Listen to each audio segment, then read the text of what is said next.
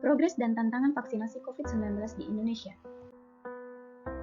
Kita perlu memahami terkait 3 hal di bawah ini, yaitu yang pertama, latar belakang COVID-19, kemudian yang kedua, latar belakang vaksinasi COVID-19, dan kemudian yang ketiga, pelaksanaan vaksinasi COVID-19 di Indonesia.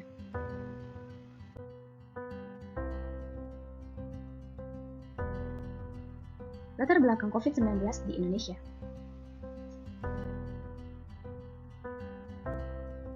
COVID-19, Coronavirus Disease 2019 atau biasa yang disebut COVID-19 merupakan penyakit menular yang disebabkan oleh Severe Acute Respiratory Syndrome Coronavirus 2 atau SARS-CoV-2.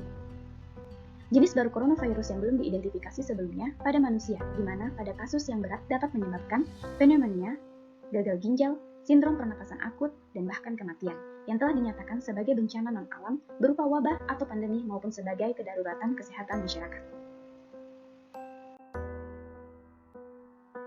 Berdasarkan artikel dari Dewi, pada tahun 2021, penyakit coronavirus 2019 atau biasa yang disebut COVID-19 telah menjadi pandemi global yang mempengaruhi 185 negara dan lebih 3.000 pasien di seluruh dunia pada 28 April 2020 dengan 7.775 kasus di Indonesia pada 24 April 2020. Peta sebaran transmisi lokal dan wilayah terkonfirmasi di Indonesia. Sejak diumumkannya kasus konfirmasi pertama pada Maret 2020, dalam rentang waktu 1 bulan, seluruh provinsi telah melaporkan kasus konfirmasi, di mana dari 5.631.280 kasus spesimen diperiksa, 83,5% merupakan kasus negatif. Kemudian dari 927.380 kasus konfirmasi, 2,9% merupakan kasus meninggal. Kemudian dari 753.948 kasus sembuh, 15,8% merupakan kasus aktif. Penyebaran COVID-19 tidak hanya terjadi di daerah khusus ibu kota Jakarta dan padat penduduk lainnya, namun telah menyebar hingga ke pedesaan di daerah terpencil, di mana berdasarkan Dr. Siti Nadia, situasi COVID-19 di Indonesia update hingga 15 Januari 2021 pukul 4, dari sebaran di 34 provinsi, terdapat 10 provinsi tertinggi COVID-19, yaitu di peringkat pertama DKI Jakarta. Dalam menghadapi masalah pandemi COVID-19, pemerintah dituntut untuk membuat kebijakan strategis untuk menyesuaikan kehidupan new normal. Pemerintah mengeluarkan kebijakan mengenai physical distancing, social distancing, working from home, pembatasan sosial berskala besar atau PSBB.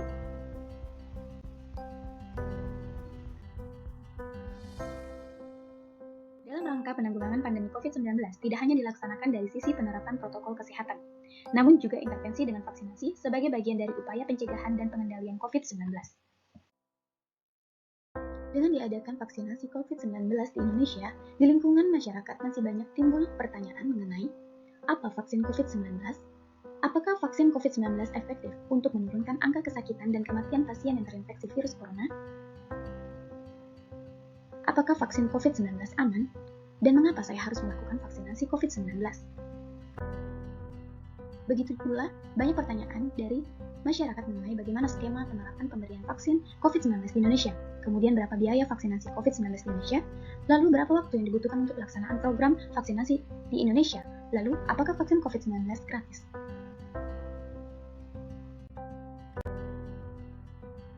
Latar belakang vaksinasi COVID-19 akan kita bahas.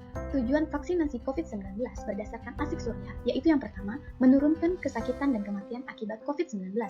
Kemudian yang kedua, mencapai kekebalan kelompok atau herd immunity untuk mencegah dan melindungi kesehatan masyarakat. Kemudian yang ketiga, melindungi dan memperkuat sistem kesehatan secara menyeluruh. Dan kemudian keempat, menjaga produktivitas dan meminimalkan dampak sosial dan ekonomi. Strategi pengendalian pemberian vaksinasi berdasarkan Dr. Siti Nadia, yaitu pemerintah menerapkan 3T, yaitu Test, Treat, and Trace. Kemudian masyarakat tetap menerapkan 3M, yaitu memakai masker, menjaga jarak, dan mencuci tangan.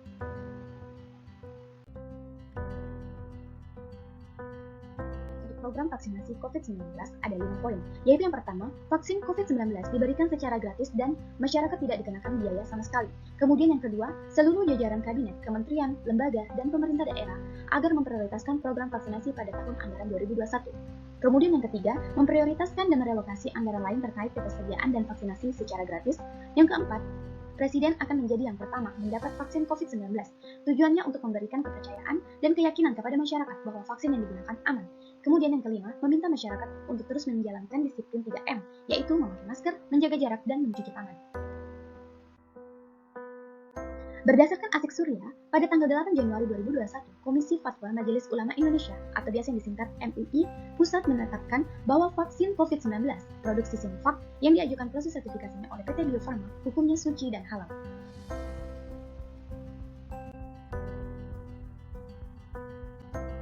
Pelaksanaan vaksinasi COVID-19.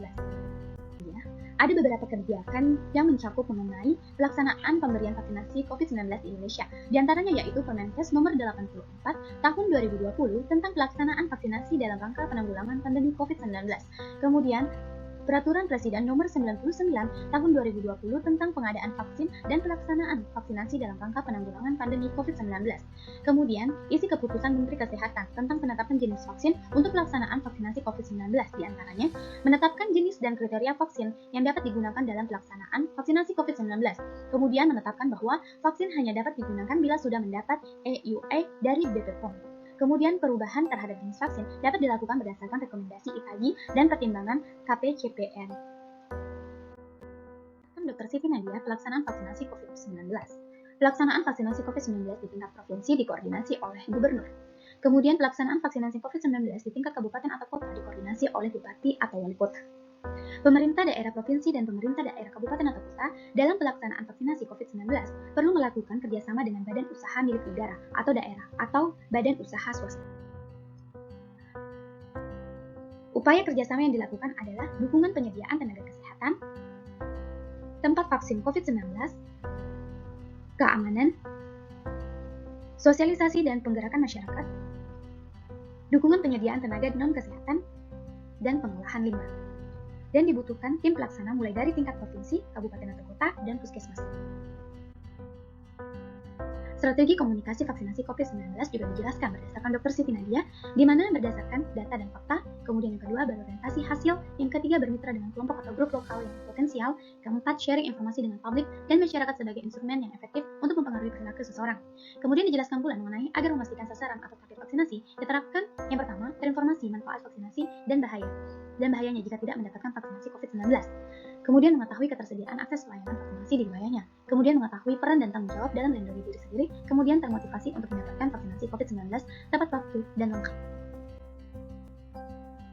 Dari strategi komunikasi yang dilakukan, namun masih banyak daerah atau provinsi yang menolak akan pemberian vaksinasi COVID-19. Apa saja alternatif kebijakan yang dapat diambil untuk mengatasi masalah terkait vaksinasi COVID-19 di Indonesia? Kebijakan yang pertama yaitu konsisten dengan jenis vaksin yang digunakan. Tujuannya yaitu meyakinkan masyarakat bahwa vaksin COVID-19 memiliki jenis yang sama seperti yang digunakan oleh presiden, pejabat negara, dan influencer yang telah menerima vaksinasi COVID-19 terlebih dahulu, sehingga masyarakat tidak merasakan adanya perbedaan pelayanan kesehatan, serta menjelaskan keunggulan vaksin yang digunakan. Kemudian, tidak adanya oknum sinonim yang menyebarkan hoaks akan perbedaan pelayanan kesehatan antara pejabat daerah dan masyarakat. Kemudian meyakinkan masyarakat bahwa vaksinasi COVID-19 tidak berbahaya dan efektif untuk mengurangi, bahkan menghilangkan angka kesakitan dan kematian yang diakibatkan oleh virus COVID-19. Kebijakan tersebut diterapkan dikarenakan banyaknya akun sinonim yang menyebarkan hoaks, diantaranya yaitu masih banyak warga tolak vaksin COVID-19. Kemudian perlu dilakukan promosi kesehatan. Tujuannya yaitu pemerintah gencar melakukan promosi kesehatan untuk meyakinkan masyarakat bahwa vaksinasi COVID-19 efektif untuk mengurangi, bahkan menghilangkan angka kesakitan dan kematian yang diakibatkan oleh virus COVID-19. Kemudian memberikan bukti berdasarkan riset yang dilakukan para ilmuwan terkait vaksinasi COVID-19 yang aman dan halal digunakan untuk mengurangi, bahkan menghilangkan angka kesakitan dan kematian yang diakibatkan oleh virus COVID-19. Kemudian mengedukasi masyarakat dalam memilah berita real dan hoax terkait COVID-19. Memberikan bukti nyata terkait keamanan penggunaan vaksinasi COVID-19 yang telah dilaksanakan. Memilih media promosi kesehatan yang efektif dan menggunakan bahasa yang dapat dimengerti masyarakat terkait vaksinasi COVID-19. Hal ini dilakukan karena masih banyaknya pertanyaan dari masyarakat mengenai keefektifan vaksin COVID-19. Pro kontra berdasarkan video dari Ibu Siti Fadila Supari dari Lanose. masih banyak masyarakat yang belum memahami akan manfaat vaksin COVID-19, jenis-jenis vaksin, dan mengapa vaksin jenis A yang digunakan di Indonesia. Banyak juga masyarakat menanyakan terkait adanya jurnal atau website yang terpercaya, sehingga mereka tidak akan mudah percaya akan berita hoax. Hal ini menandakan bahwa masyarakat banyak yang ingin mengetahui akan kebenaran mengenai vaksinasi COVID-19 yang dilaksanakan di Indonesia. Namun tidak banyak masyarakat di Indonesia mencari kebenaran berita yang beredar. Kemudian mereka mempercayai hoax yang telah beredar. Tindakan pemerintah terkait penolakan vaksinasi. Tujuannya yaitu, pemerintah gencar menindaklanjuti oknum sinonim yang menyebarkan berita hoax yang mengakibatkan hilangnya kepercayaan masyarakat kepada pemerintah, sehingga terjadinya penolakan vaksinasi di beberapa daerah. Kemudian memberi efek jerah kepada oknum sinonim penyebar hoax terkait COVID-19 agar bijak dalam menyampaikan berita atau informasi terkait COVID-19. Dengan begitu, beberapa akun anonim yang menyebarkan berita hoax terkait vaksinasi 19 sehingga menimbulkan keresahan di lingkungan masyarakat yang kemudian menolak akan pelaksanaan vaksinasi COVID-19 yang dilakukan pemerintah. Dengan kebijakan yang telah tersusun dan terlaksana,